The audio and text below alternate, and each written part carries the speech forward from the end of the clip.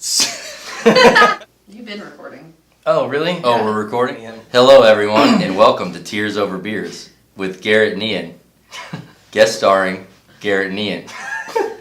Perfect. Today, we're going to talk about our favorite appointment showings. stories. Showings and also any appointments with clients. They always go pretty awry, so. Yeah. Would you like to go first? Well, I'll let you do your thing. What's Okay. yours? So, one of the ones that stands out to me was a house I was showing in Merritt Island. And I was in the backyard, nice house, off South Tropical Trail. And It's already funny. it was the first time I ever met with these people, and it was a nice couple. And for some reason, it was one of those doors, and when you shut it, it automatically locked. Oh, boy. So we were stuck in the backyard, and it was a 6-foot wooden fence. So I said, and the gates also had locks on the outside. So I said, well, this is a Very secure home. Obviously. precarious situation that I'm in, but I feel like I'm young and agile, and I'm able to overcome. I felt like it at the time. So Got it. I climbed up on the fence, and as I went to jump over the fence, my foot caught on the top of the fence. And I did a full spiral and landed on my back. So your foot caught on the inside of the fence. Caught on the inside of the and fence. so these people watched the whole thing. They heard Right. the whole thing. However, luckily for everyone involved, the neighbors saw it all. So it was a 12-year-old girl, and foot catches on the top of the fence, full barrel roll, flat on my back. Best part was it totally knocked the wind out of me. So I was At least you didn't lose your pants on the fence. I didn't lose my Could've went pants worse. or any clothes, but I did knock the wind out of me. And this little 12-year-old girl comes running over to me. She goes, "Are you okay?" And I was like, "I'm fine." So the thud was really loud, and they heard it. But I went inside. I went around the front, unlocked the front door, and we continued our showings. So Did they buy it? They did not buy it. That's the worst part of the story. Yeah. That's maybe. why this show is called Tears Over Beers.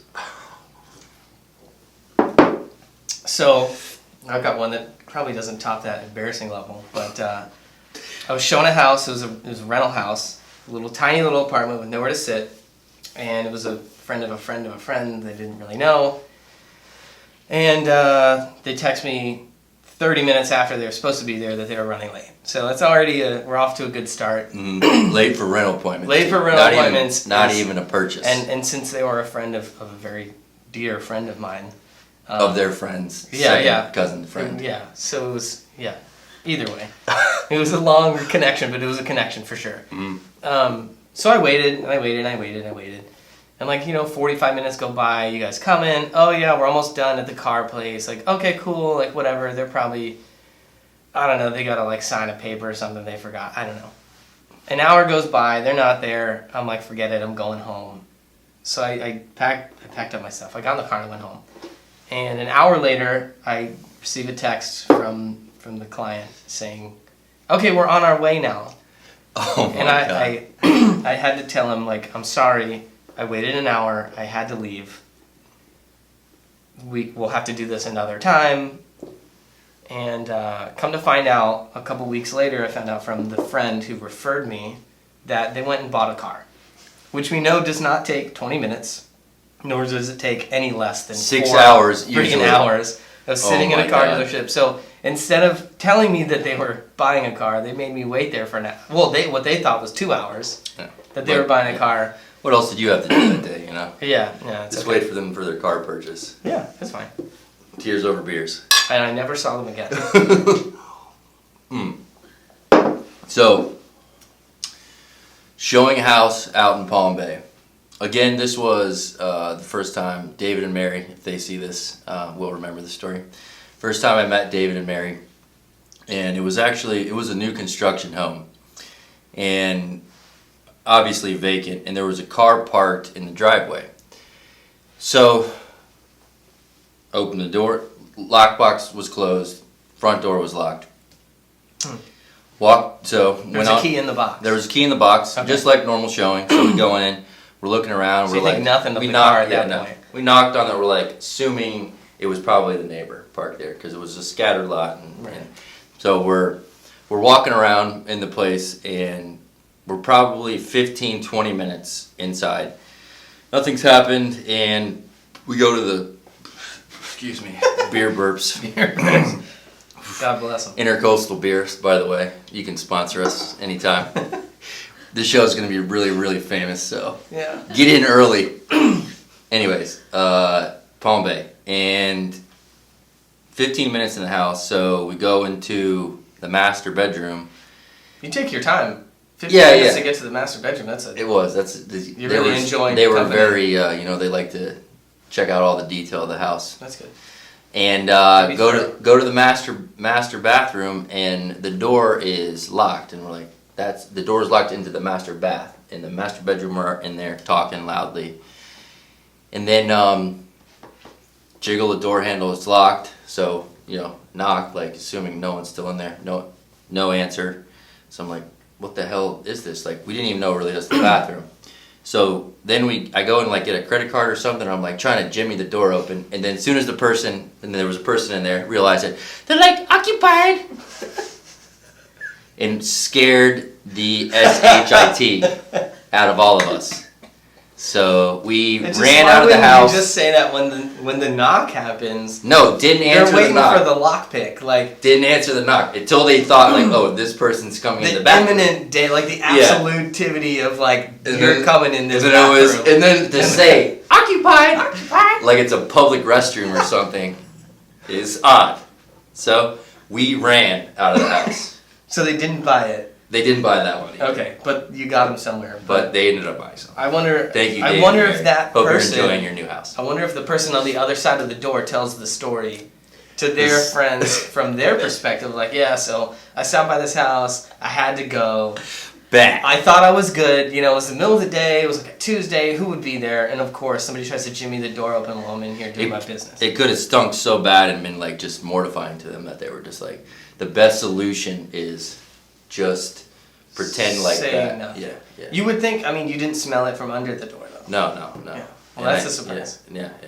It's a mystery today. Hopefully that person comes forward and tells us exactly what happened. On the same subject here. More poop stories? More poop stories. I was showing at home to some family members, and I'm not gonna name names, but it's my grandpa. And, Sorry, Gramps. We were showing some condos. They were looking to move here. They're very particular on what they needed and wanted, and so we're looking at condos on the beach near my mom, trying to keep them over there. And I don't even think anything of it. We're in a furnished like vacation rental that was for sale. And my grandpa said, I gotta use the bathroom. I'm like, all right, cool, have fun, see when you get out. And we're going to leave. He does his bathroom thing. He's in there for a little while, but we go to leave, and I'm like, all right, I'll catch up. I gotta turn off all the lights, right? And this is my whole family is in there, like my mom, my dad, my wife, my grandma and grandpa. That's probably it. There might have been somebody else. My brother might have been there, but I don't know. So they go out, and I'm turning off the lights, and it hits me like a ton of bricks. Just so stinky, and I was like, oh man, turn the fan on, and then I caught a glimpse of the water was not on. There was no flush, so it was just stewing, and there was nothing I could do about it. I checked the main shut off. The water was just not. Somebody didn't pay the bill. So what I had to do is I had to call the agent and say, hey, I just want to let you know. I just want to Oh wait, hold on. Maybe not. So I called the agent and said, hey, I don't know if you guys want to get that water turned on because whoever showed it before us wants to use the toilet. Blamed it on the previous agent deal. Always blame it I've on done the that previous one agent. before. We all have. So I told him, you might want to get that water turned on because somebody did something stinky. It's really smelling up the whole house. It's a little warm in there and there's no water. I couldn't flush it. I tried, but you guys got to get in there and pay that bill. Get that out of there ASAP. So ASAPOOP. I hate to continue the pooping stories, but I do have one as well. And so I was going to show some houses with this very nice older couple, and I won't name them, even though they know who they are. And super, super awesome people. So we are in a house, walking around showing it, and the husband drops an atomic bomb on the car. I mean, like, I thought that I was gonna die. So, anyways, Glad you didn't. didn't say anything at that time. Same house. We're there for a few minutes. Happens again. The wife goes, "Oh my, Bob, you know who you are." Goes, "Bob, oh my God." So Bob says, "Yeah, I gotta go." So Bob goes and uses the master bathroom. It was a vacant house, thank God. Water was on. I always say, check the water first. Check the water first. Yes, water Lift was up the on. lid, make sure. Water was on. Yeah. So, anyways, I'm down Never playing. going to I Freddie didn't Mac. say anything. Like I liked them. They were cool. Didn't say much yet, but anyways. So Bob goes and does his business in the bathroom, and I don't know what was in Bob, but the entire house was just unlivable. Bob had Chipotle for lunch. It was unlivable. So we get back in the car and we leave, and I'm like, okay, Bob's good to go now. Bob's gotten it all out. Bob had not gotten it all out, and Bob did it in the car, and I didn't say anything, and Bob goes with the window a little bit. Didn't say anything. Didn't say anything. Goes the window down a little bit. It's like, okay, Bob. Well, obviously that's an admission of guilt. All down. Again. All down. Again.